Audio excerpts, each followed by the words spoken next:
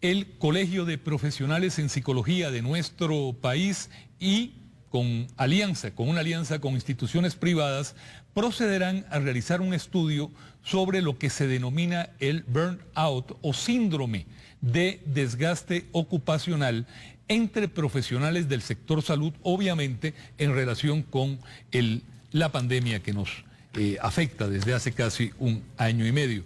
Para conversar sobre este tema tenemos a la máster Eugenia Gamboa. Ella es especialista en psicología laboral y con experiencia de 15 años en este tema.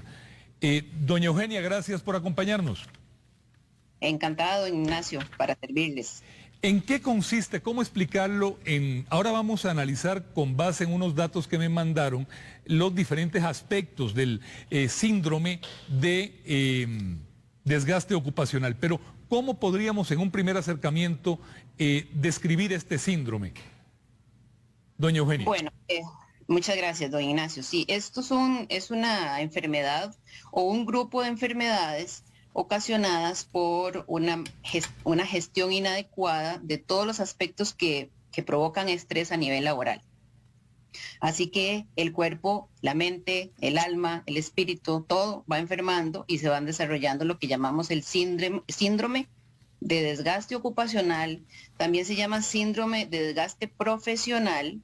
Esos son nombres muy recientes que la Organización Mundial de la Salud le atribuyó a lo que hace muchos años llamábamos y llamamos el síndrome del burnout.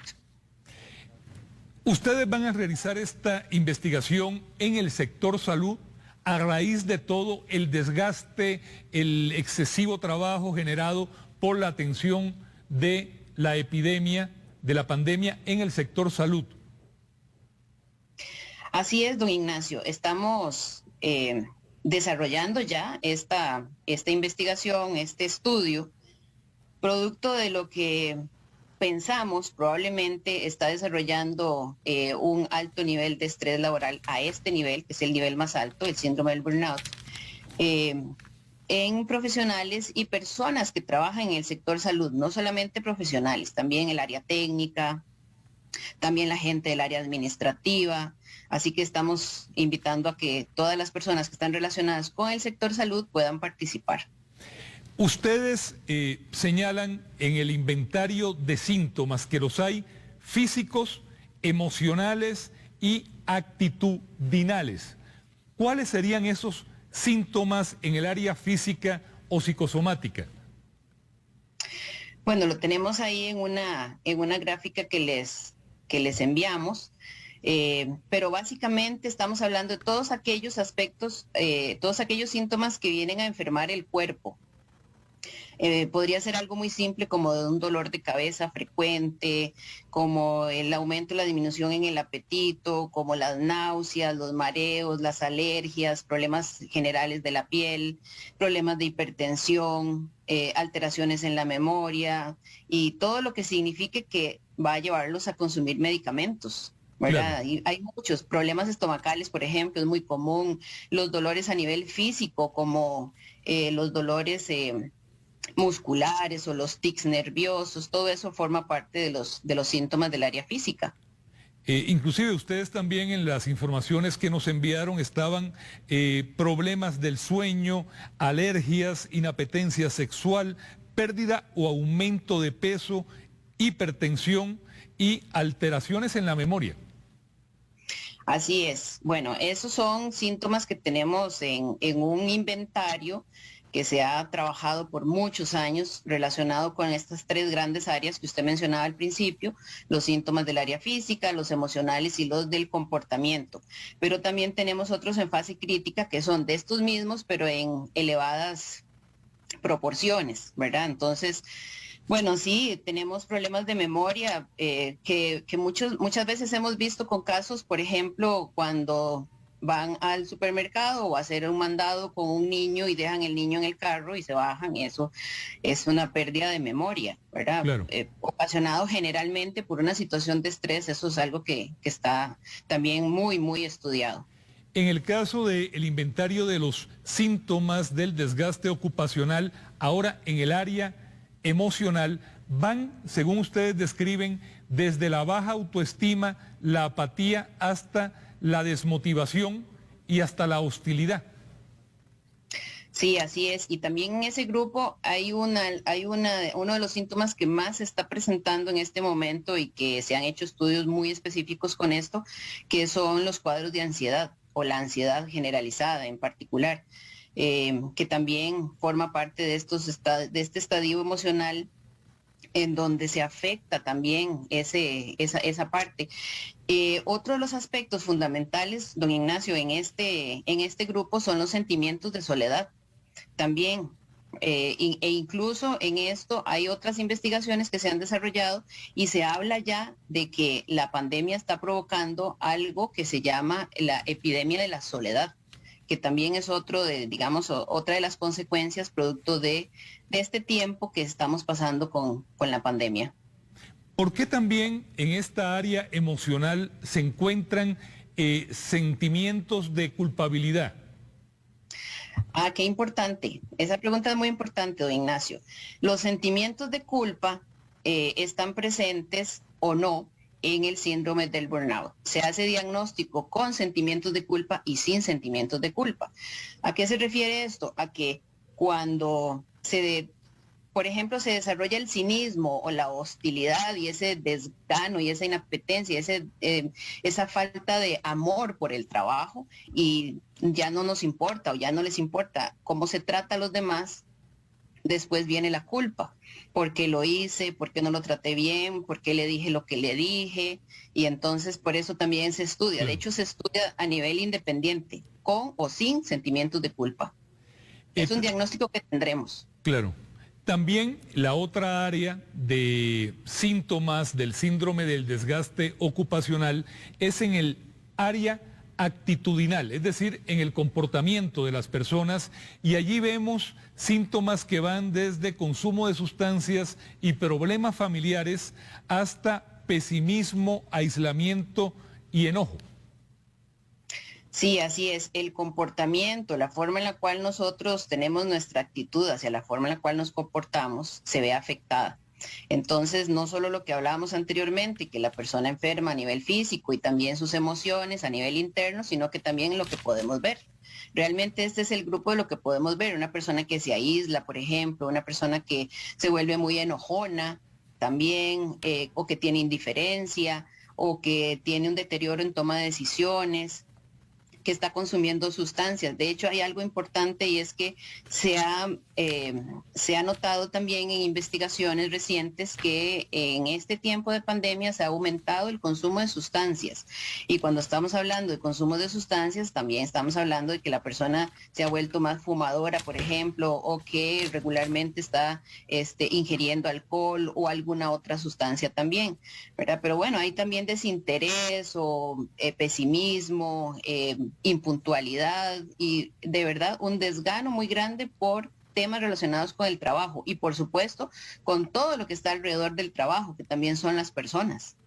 Estos síntomas en el área del comportamiento también reviste pues particular importancia en el área de salud. Síntomas como accidentes laborales o deterioro en la toma de decisiones. Sí, sí, eso también. Entonces, bueno, desde los compañeros de salud ocupacional en diferentes organizaciones también han estado haciendo sus aportes relacionados con esto, porque puede ser muy frecuente que la persona, como tiene una desviación de su parte psíquica, ¿verdad? Está pensando en otras cosas, está preocupado por otras cosas, entonces la atención que se necesita para ejercer y realizar sus labores cotidianas a nivel laboral puede estar también afectada. Y eso es muy peligroso, es un alto riesgo, ¿verdad? Claro.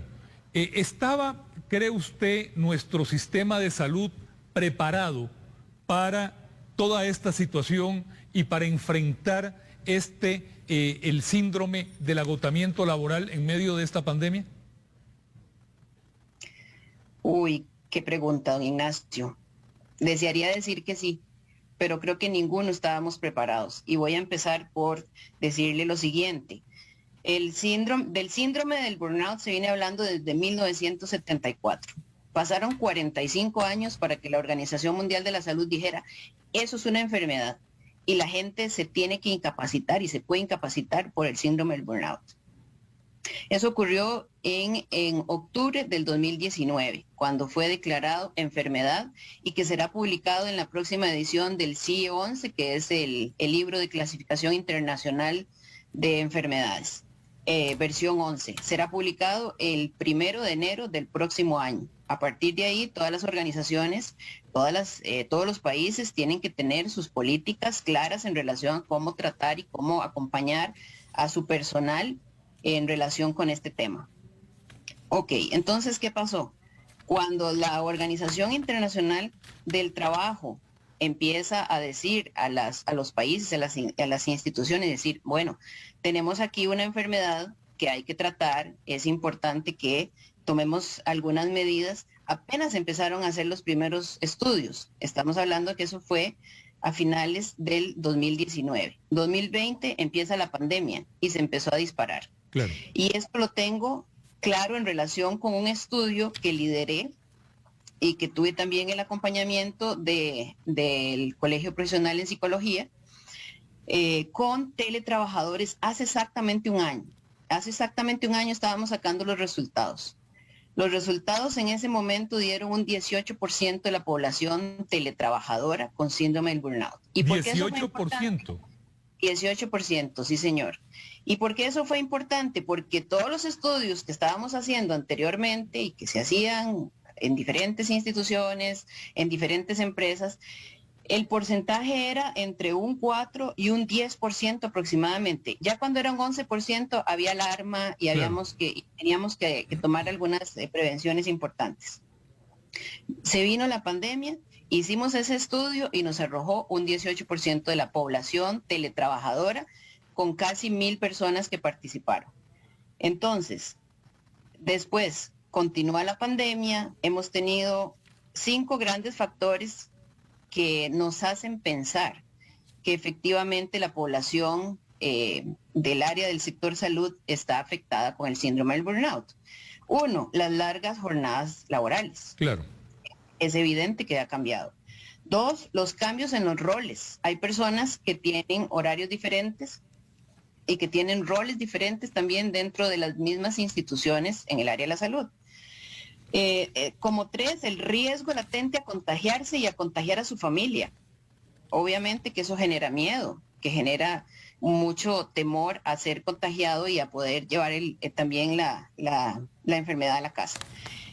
Eso también ha generado cambios en la dinámica de la familia y cambios en la dinámica de la persona como persona, como trabajador y como ser humano. Ha tenido que hacer cambios significativos. Y número 5, la incertidumbre que genera la pandemia, que generaba hace un año, que sigue generando. Así que no estamos listos, don Ignacio. Por supuesto, doña Eugenia, que este síndrome no discrimina en el sector salud, donde va a ser la investigación, en lo que ya ustedes han avanzado, no discrimina entre cargos o entre sexos, enfermeras, choferes de ambulancia, personal administrativo de hospitales, doctores, ¿lo sufren por igual o no? Mira que eso lo estuvimos analizando antes de hacer el lanzamiento de este estudio. Estuvimos analizando cuáles serían las principales poblaciones vulnerables o por la población de riesgo. Y con base en diferentes estudios que se han hecho en otros países, se tomó la decisión que podíamos tomar en cuenta absolutamente a todos. No hacerlo de forma indiscriminada por médicos, por enfermeras, por, choferes, por la gente que trabaja en ropería, por los que trabajan en la parte de la cocina, por nutricionistas, fisioterapeutas, etcétera. No, sino que lo que hicimos fue dividirlos entre profesionales o técnicos con atención de pacientes, eso es un grupo, profesionales o técnicos sin atención de pacientes y el área administrativa. Esos 3 grandes grupos, así que cualquier persona que trabaje en el sector salud, público o privado, puede participar y le pedimos por favor que lo haga. Y si no trabaja, y si no es del sector salud, que por favor comparta también el enlace para aplicar el estudio, porque todos conocemos gente del sector salud y eso nos ayudaría mucho como país a generar recomendaciones en torno a los resultados. Hace algunos meses conversaba con un doctor sobre este mismo tema, el desgaste que ha provocado en el sector salud, pues toda la inédita y desgarradora situación de esta pandemia. Me decía él un dato curioso, me decía que los doctores, él hablaba de los doctores, él es doctor, son muy renuentes a reconocer este problema. Sí, pues históricamente ha costado mucho que participen. De hecho, leyendo algunas de las investigaciones y conversando con algunos expertos también a nivel internacional, siempre hemos tenido esa, digamos que resistencia a participar en estudios relacionados con temas de salud en general de parte de los médicos. Yo espero que esta sea la excepción y que tengamos muchos profesionales en el área de la medicina que nos puedan colaborar también con este estudio, que es muy fácil, que se llena en 4 minutos, en menos incluso, es muy fácil. Y aquí es importante tomar en cuenta lo siguiente, el estudio está utilizando el cuestionario para la evaluación del síndrome de quemarse por el trabajo, así se llama, el CSQT, del doctor Pedro Gilmonte de la Universidad de Valencia. Es un estudio, es un instrumento absolutamente validado para nuestra población. Son muchos años de trabajar con este instrumento y yo desde mi área profesional doy fe de que estamos utilizando el mejor instrumento que hay para habla hispana y que tenemos los permisos para utilizarlo y sé que vamos a tener resultados que nos van a ayudar mucho a generar recomendaciones importantes. Máster Eugenia Gamboa, especialista en psicología laboral, investigadora del Colegio de Psicólogos. Muchas gracias por estar en el programa hoy, doña Eugenia. Encantado, Ignacio, y espero que cuando tengamos los resultados volvamos a conversar. Nos encantaría. Gracias.